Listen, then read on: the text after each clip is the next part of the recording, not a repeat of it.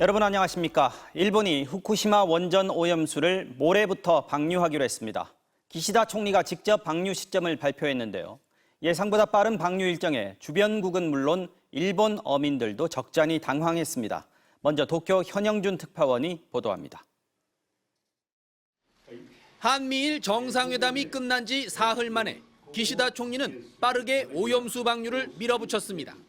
具体的な放出時期については、気象解消条件に支障がなければ8月24日を見込みます。 원래 8월 말쯤 방류할 것으로 예상됐지만 9월 1일부터 재개되는 후쿠시마 앞바다의 저인망 어업이 변수가 되면서 방류 일정이 앞당겨졌습니다. 요미우리 신문은 8월 24일부터 31일까지 8일간 오염수를 방류하고 이에 따른 방사능 감시 데이터를 공표해 후쿠시마 어민들에게 안전성을 이해시키려는 목적이라고 보도했습니다. 강요 회의에서 방류 날짜가 결정되자 도쿄전력은 즉각 준비 작업에 착수했습니다. 放出の実施にあたっては、当面の間、慎重に少量での放出から開始することとしており、2段階に分けた放出を計画しております。 모레 24일엔 방류 첫날인 만큼 비교적 적은 양인 약 1톤의 알프스 처리수를 1,200톤의 바닷물로 희석한 뒤 삼중 수소의 농도를 측정하고 방류할 예정입니다.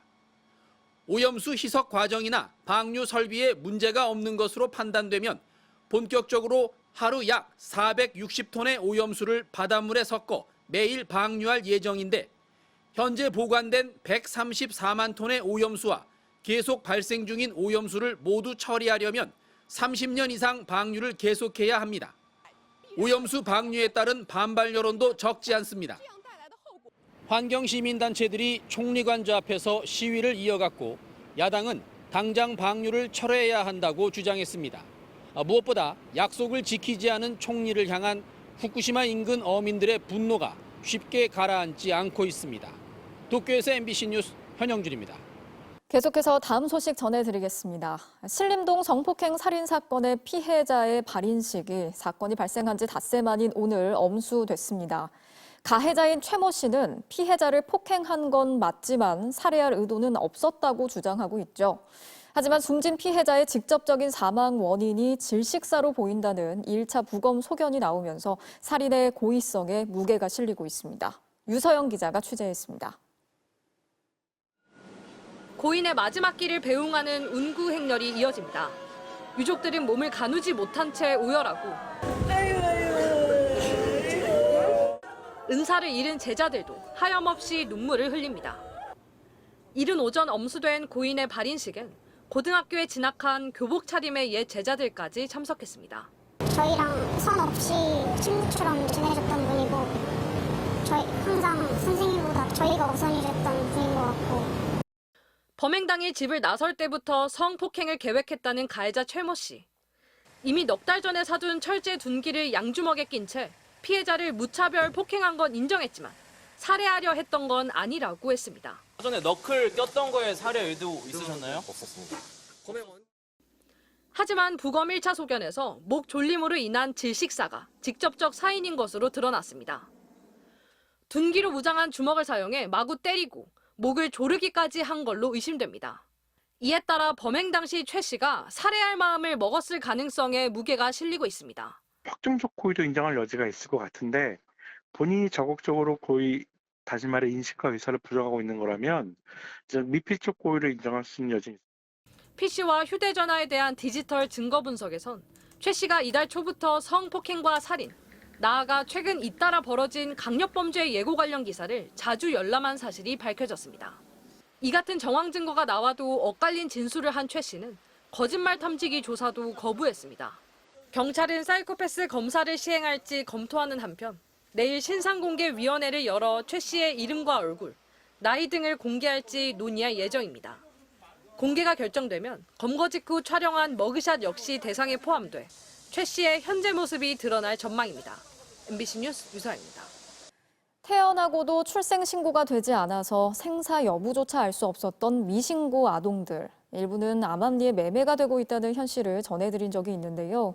이 돈을 주고 넘겨받은 신생아를 웃돈을 얹어서 1시간 만에 다시 팔아넘긴 사람이 재판에 넘겨지면서 충격을 주고 있습니다. 3번이나 버려진 아기는 결국 베이비박스에 유기됐습니다. 김현지 기자가 취재했습니다. 인천의 한 병원. 지난 2019년 8월 24일 오전 10시쯤 한 20대 산모가 엿새 전 출산한 아이를 또 다른 20대 여성 김모 씨에게 넘겼습니다. 김 씨는 산모의 병원비 98만 원을 대신 내줬습니다. 산모는 앞서 인터넷에 남자친구와의 아이가 생겼는데 능력이 되지 않는다고 글을 올렸습니다. 이를 본 김 씨가 남편이 무정자증이라 아이를 낳을 수 없어 아이를 데려가 키우겠다며 산모에게 접근한 겁니다.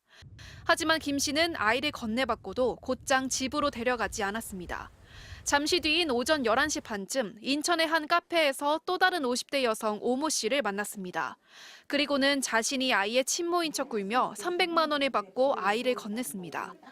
불과 1시간 반 만에 남의 아이를 사서 웃돈을 얹은 뒤 제3자에게 되판 겁니다. 심지어 김 씨는 아이를 원하는 오 씨 측과 이전부터 접촉하며 임신부 행세를 하기도 했습니다. 그렇다면 아이는 오 씨가 키우고 있을까? 그것도 아니었습니다. 오 씨는 입양 절차를 밟지 않고 직접 출생 신고를 하려다 여의치 않자 한 달 만에 베이비박스에 유기했습니다. 다행히 아이는 다른 곳으로 입양돼 현재 무사한 것으로 파악됐습니다. 생후 한 달여 만에 3번 버림받은 이 아이의 사연은 정부의 최근 출생 미신고 아동 전수조사로 세상에 드러났습니다. 출생 미등록 자들 전수조사를 했고 거기에 따라서 지금 수사가 진행된 상황이거든요. 아이를 받자마자 팔아넘겼던 김 씨. 알고 보니 다른 아동매매 혐의로 작년 10월 징역 1년 2개월에 집행유예 2년을 선고받은 상태였습니다. 아동매매 상습범이란 얘기입니다. 검찰은 김 씨를 구속 상태로 친모와 오 씨 등은 불구속 상태로 재판에 넘겼습니다. MBC 뉴스 김현지입니다. 나흘 전 대전의 한 신협에 강도가 들어서 현금 3,900만 원을 빼앗아 달아난 사건이 있었죠. 이 사건의 용의자가 이미 베트남으로 출국한 것으로 확인됐습니다. 대전에 있는 모든 경찰서의 형사들이 검거에 나섰지만 경찰은 이 용의자가 출국한 뒤에야 신원을 파악했습니다. 고병권 기자가 취재했습니다. 복면을 한 남성이 우산으로 얼굴을 가린 채 상점 앞에 세워둔 오토바이를 타고 달아납니다. 지난 18일 대전의 한 신협에 흉기를 들고 들어가 현금 3,900만 원을 빼앗아 달아난 40대 강도 용의자입니다. 남 직원한테 뿌리고 내 직원한테는 칼로 이어가면서 돈 내라 그랬고 그렇게 해서 저기 돈 주니까 가지고 도망갔다. 범행에 앞서 용의자는 대전에서 오토바이 2대를 훔친 것으로 확인됐습니다. 오토바이 한 대는 도주에 쓰고 또 다른 한 대는 수사에 혼선을 주기 위해 도주 경로에 미리 버려놓았습니다. 또 CCTV가 없는 곳을 동선으로 이용하는 등 치밀한 범행 준비를 한 탓에 경찰은 정확한 도주 경로를 파악하는 데도 애를 먹었습니다. 대전 6개 전체 경찰서에서 형사 250명이 투입됐지만 범행 사흘 뒤인 지난 21일에야 강도의 정확한 신원을 파악했습니다. 하지만 용의자는 이미 하루 전날인 20일 택시를 타고 공항에 도착해 베트남으로 출국했습니다.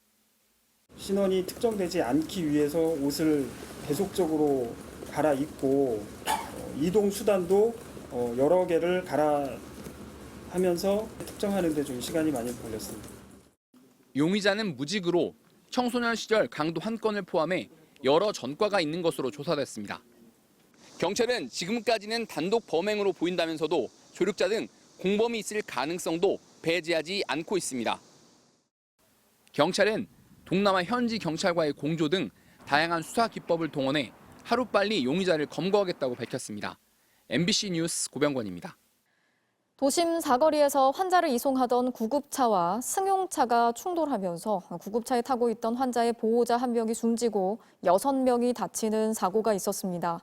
환자를 이송하던 구급차가 신호를 위반하는 것으로 조사됐는데 수사를 통해서 책임 여부가 가려질 것으로 보입니다. 김광현 기자가 전해드리겠습니다. 천안의 한 교차로, 녹색불로 신호가 바뀌고 차량들이 서서히 출발하려는데 왼쪽 도로에서 경광등을 켠 구급차가 교차로로 진입합니다.